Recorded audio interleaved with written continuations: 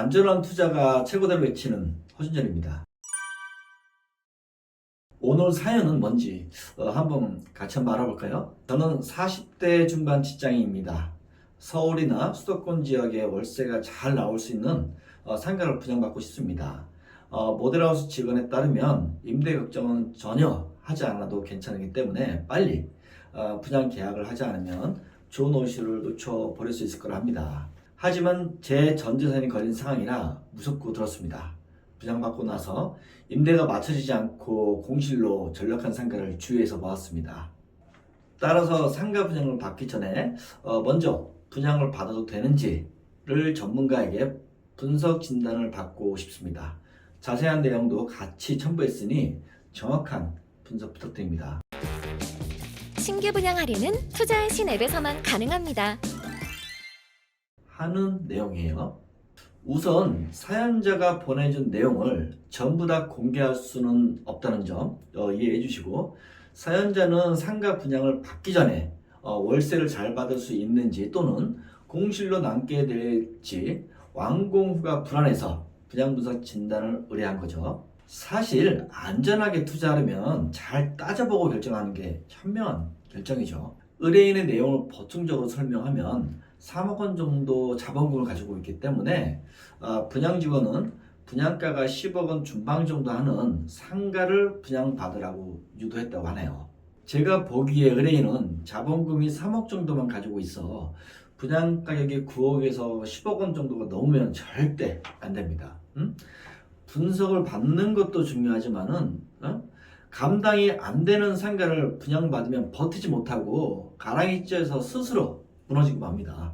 여러분, 의뢰인은 보이지 않는 취등록세도 계산해야 하지만 일단 취등록세를 빼고 계산해 볼게요. 상가 대출은 통상적으로 분양가격의 50%에서 60% 정도가 대출이 나와요. 물론 개인 신용에 따라 대출이 더 나올 수도 있고 적게 나올 수도 있어요. 그런데 의뢰인은 자본금 3억 원 가지고 왜 분양가격 10억 중반 상가를 분양받으려고 했을까요? 정확하게는 14억이 분양 가격입니다. 이렇게 간이 배 밖으로 튀어나온 이유는 두 가지가 있다고 볼 수 있어요. 첫째, 같이 의뢰인은 분양 직원이 잔금 때 프리미엄을 붙여 전매를 해줄 수 있다고 했어요. 둘째, 준공 후에 전세나 반전세로 상가를 세놓으면 잔금을 치를 수 있다고 해요. 그럼 자금이 부족하더라도 의뢰인 명의의 상가를 충분히 가질 수 있다고 하네요. 예? 여러분 생각은 어떠세요? 물론 첫 번째 전매, 두 번째 전세나 반전세는 가능성이 아예 없는 허구맹랑한 분양 사기는 아니에요. 불가능한 일은 아니라는 거죠. 대신 분양직원 말처럼 성공할 가능성은 아주 희박하죠. 네? 쉽지 않다는 얘기예요. 제가 분양 분석을 하면서 지금같이 프리미엄, 전매, 임대를 반전해서 놓는다는 말만 믿고 분양받았다가 풍지박살난 사례가 아주 많아요. 누가요? 당연히 캐선 부동산을 모르는 불인이들이죠. 생각해보세요. 잔금 낼 시기에 전매도 안 되지, 예? 반전세는커녕 임대도 안 되지. 그 다음 상황이 어떻게 펼쳐지겠어요? 뻔하잖아요. 잔금을 못 내면은 잔금 낼 때까지 연체료가 붙고 또 임대가 될 때까지 은행 대출 이자부터 해서 상가 관리비까지 무조건 내야 되는 거예요. 자금 계획이나 철저하게 분양가 계산을 하지 않고 상가 분양을 받는 불이인은 월세 200~300만 원 받으려다가 거꾸로 계약금을 포기할 테니 누가 마이너스라도 가져갈 사람 있나 공인중개소 돌아다니면서 찾아보겠죠. 예? 당연히 공인중개소에는 마이너스 물건이 이미 많이 나왔을 테고 또 마이너스 물건이 많다라는 소문 이미 다 나왔어요. 또 마이너스 물건이 많다라는 소문도 나잖아요. 예? 그럼 마신간 상가는 부동산이 눈으로 보이니까 아무리 싸게 내놔도 아무도 안 삽니다. 투자자 심리는 투자 가치가 있어야 프리미엄을 주고라도 사는 거지 별 볼 일 없으면 아무리 싸게 줘도 안 삽니다. 물론 가끔 호구가 걸려가지고 거래되는 경우도 있긴 합니다. 이 얘기인즉 사연자가 분양받고 싶어 의뢰한 분양 상가는 투자 가치가 없는 위험이었습니다. 분석 진단 결과는 수도권에 위치한 A상가 프라자는 인근 지역 상가 분양 가격보다 근거 없이 비싼 분양 가격이었습니다. 분양 가격이 터무니없이 비싼 상가는 임대 수익이 떨어질 뿐만 아니라 공실 가능성이 아주 높습니다. 또한 사업지 위치도 다른 상가랑 경쟁할 수 정도로 굉장히 떨어진 위치였고요. 해서 투자 위험 진단을 내렸습니다. 만약 이 사연을 주신 사연인이 뭣도 모르고 분양부터 받았다면 어떻게 됐겠어요? 큰일 나냐고요? 아니에요. 큰일 나지 않습니다. 네? 단지 분양 가격이 10%인 계약금 1억 4천만 원을 포기하든지 아니면 계약금 1억 4천만 원 아깝다고 끝까지 끌고 왔다가는 더 큰 손해를 일어나는 거 살짝 기억하시라고 말씀드리고 싶어요. 선택은 제가 하는 게 아니고 여러분이 하는 거니까요.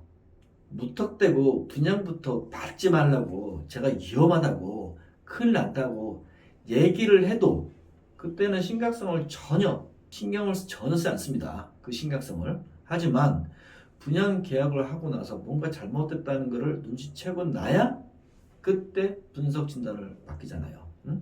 간단하게 호미로 막을 거를 가래로도 찍지 못하는 지경까지 가서야 발부둥 치잖아요. 경제적 손실, 정신적인 고통을 받아야 그때 현실감을 느끼는 게 저는 참 안타까워요.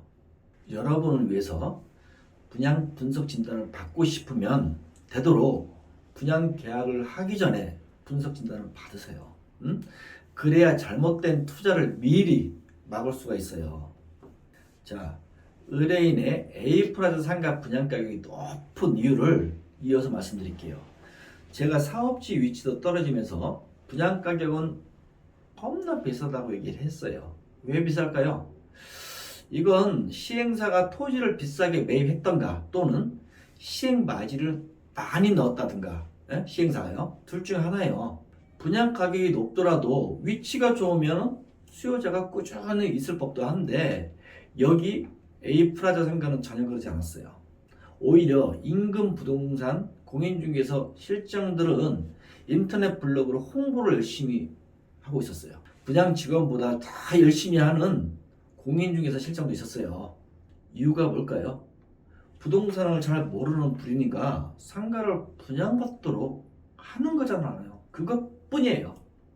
불인이가 분양 계약만 하면 모든 게 끝나는 거기 때문에 그 다음엔 딱히 할 게 없죠. 저희는 사연자가 분양받으러 가는 자리, 즉 호실이라고 하죠.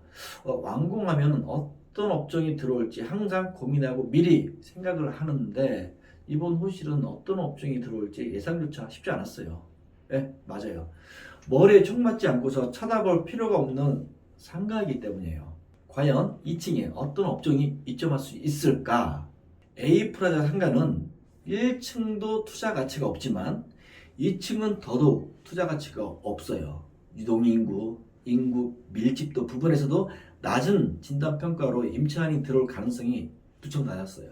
사실 불인이가 분양받고 짧게는 몇 달, 길게는 2, 3년 걸려서 상가 건물이 완공이 되는데도 불인이는 분양받는 상가가 앞으로 어떻게 될지 궁금해는 하겠지만 전혀 알 수가 없죠. 예? 알았을 때는 이미 잘못됐다는 느낌이 있었을 때죠. 불인이는 부동산에 대해 아는 게 없기 때문에 옆에서 누가 해주는 얘기를 듣거나 인터넷만 죽어라 찾아보는 거 외에는 특별히 할 수 있는 게 없죠. 불인이도 인터넷에서도 답이 없다는 거 잘 알아요. 하지만 다른 데서 답이 없으니까 어떻게 해서 답을 찾으려고 발버둥 치는 거 아니겠습니까? 여러분, 만약 자기 자신이 분양받으러 가는 부동산이 투자 가치가 있는지를 미리 알고 분양을 받으면 어떠실 것 같아요? 분양받는 불인에겐 엄청 유리하겠죠. 분양 분석 진단으로 투자 가치가 있는지 아니면 위험한 부동산인지 미리 알 수 있으니까 분양 사기나 잘못된 투자로 돈을 뜯기는 사례는 없어지고 안전한 투자를 할 수 있겠죠.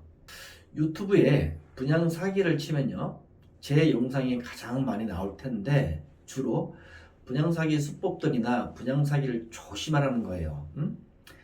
사람들에게 경각심을 일으키는 내용인데도 불구하고 피해자가 전혀 줄어들지 않아요. 분양 사기를 당한 불인이면 속이 다 들어가면서 발만 동동 구르다가 유튜브에서 제가 올린 영상을 찾죠. 분양 사기를 당하기 전에는 저를 절대 찾지 않아요. 하지만 이제부터는 불인이가 분양부서 진단으로 잘못 투자하는 경우 이런 상황은 없을 거예요. 그리고 불인이도 마찬가지로 뭐 오피스텔이나 상가 분양을 받기만 하면은 무조건 부동산 재테크로 성공한다는 착각을 절대로 하면 안 돼요. 돌다리도 두들겨서 건넨다고 성급하게 부동산 투자를 해서는 안 됩니다. 위험합니다.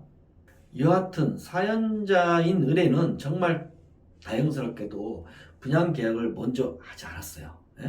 때문에 위험한 A 프라자를 이 상가를 피할 수 있었어요. 그런데 만약 분양 계약금의 일부라도 주고 분양 계약부터 먼저 했더라면 어떻게 됐을까요? 불인이가 생각하고 싶지 않은 최악의 시나리오입니다. 불인이나 여러분도 최악의 시나리오를 만드는 어리석은 행동을 하지 마세요. 분양을 받을 때 저 아니더라도 꼭 신뢰할 수 있는 전문가와 상의해서 결정을 하시기 바랍니다. 오늘 영상이 도움이 되셨다면 좋아요, 구독 부탁드리고 안녕히 계세요.